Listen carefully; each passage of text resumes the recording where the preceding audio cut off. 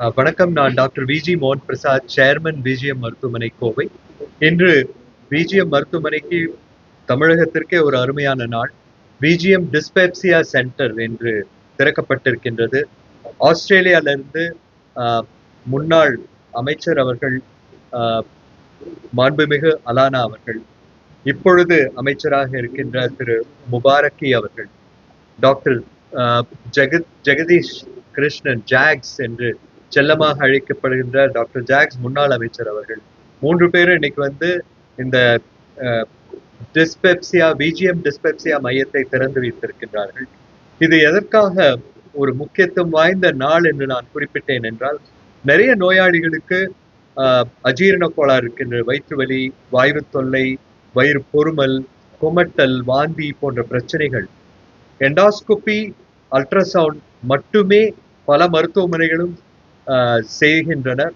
அந்த டெஸ்ட்ல நிறைய பேருக்கு நார்மலா இருக்கு, எந்தவித தவறும் அதுல கண்டுபிடிக்க முடியாது.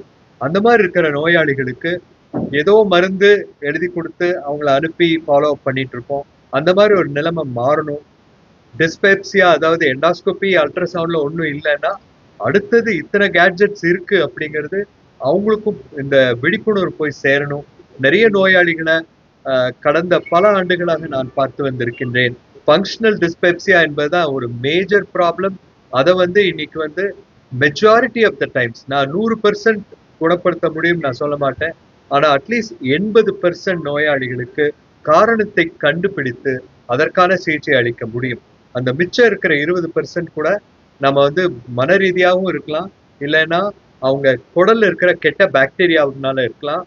அதனால இப்ப என்ன பண்ணோம்னா, கட் மைக்ரோபயம் அனாலிசிஸ் பண்ணி குடல்ல எவ்வளவு கெட்ட பாக்டீரியா இருக்கு, நல்ல பாக்டீரியா இருக்குன்னு பார்த்து அவர்களுக்கு நமது பாரம்பரிய உணவு முறைகளை கொடுத்து நல்ல பாக்டீரியாவை மேல கொண்டு வரதுக்கும் கெட்ட பாக்டீரியாவை கீழே கொண்டு போறதுக்கும் நாம இன்னைக்கு கட் மைக்ரோபயோம் மேனிப்புலேஷனே பண்ண முடியும்.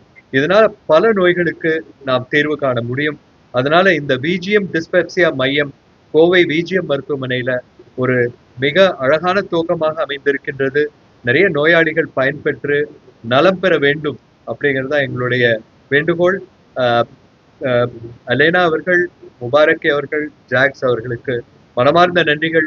இன்னைக்கு வெஸ்டர்ன் ஆஸ்திரேலியா கூட நம்ம இந்தியாவையும் டைப் பண்ணி நிறைய டாக்டர்ஸுக்கு ட்ரைனிங் போயிட்டு இருக்கு. அந்த ஆஸ்திரேலியாலையும் நிறைய ரிசர்ச்சுக்காகவும் நம்ம விஜிஎம் மருத்துவமனை கூட அவங்க டைப் பண்ணி கொடுக்கறதுக்கு பரிபூர்ண சம்மதம் தெரிவிச்சிருக்காங்க.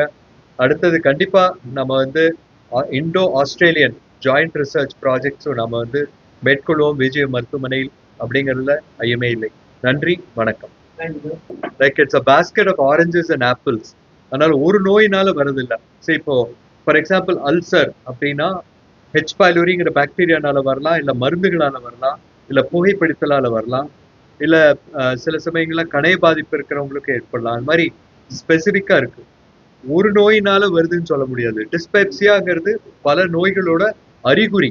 இது it's a symptom and not a disease. It's not a disease, it's a symptom of many diseases. இது ஆக ஆக குடல்ல இருக்கிற பாக்டீரியா எல்லாம் மாறுது. அதனாலதான் நம்ம முன்னோர்கள் சொன்ன மாதிரி பழைய சோறு, தண்ணி, மோர், கொஞ்சம் வெந்தயம் இதை டெய்லி சாப்பிட்டாலே நமக்கு நல்ல பாக்டீரியா குடல்ல உருவாகுது. அதெல்லாம நைட்ல ஒரு அரை கிளாஸ் 1/4 கிளாஸ் பால்ல ஆர்கானிக் மஞ்சப்பொடி 5 கிராம் போட்டுட்டு 5 மில்லிகிராம் மிளகு பொடி போட்டு கலந்து குடிச்சாலே கட் மியூகோசல் பேரியர் ஸ்ட்ரெங்தன் ஆகும். ஏன்னா அந்த குடல்ல இருக்கிற செல்ஸ் ஒன்னோட ஒண்ணு ஒட்டி இருக்கணும். அதுல கேப் இருந்தா கெட்ட பாக்டீரியாவும் அதனோட ப்ராடக்ட்ஸும் உள்ள போகும். அப்போ பல நோய்கள், ரைட் ஃப்ரம் அல்சைமர்ஸ் டிசீஸ்ல இருந்து அலோபேசியால இருந்து கோலன் கேன்சர் வரைக்கும் வரலாம். Inflammatory bowel disorders, many of this functional dyspepsia, அதை பத்தி நான் உங்களுக்கு ப்ரெஸ் ரிலீஸ்ல கொடுத்துருக்கேன். அத்தனையும் இதுல உருவாகலாம். ஸோ அதனால நம்ம பாரம்பரிய உணவு முறைகள், இந்த ஜங்க் ஃபுட்ஸை குறைச்சிட்டு அல்ட்ரா ப்ராசஸ் ஃபுட்ஸ் அதெல்லாம் குறைச்சு நம்ம நம்ம பாரம்பரிய உணவுகள், உணவு எளிமையா இருக்கணும், கலப்படம் இல்லாம இருக்கணும், ரசாயன கலப்படம் இல்லாம இருக்கணும். அந்த மாதிரி உணவுகள் உட்கொள்ளும் பொழுது நம்ம குடல் பல நோய்களுக்கும் நம்ம தீர்வு காண முடியும்.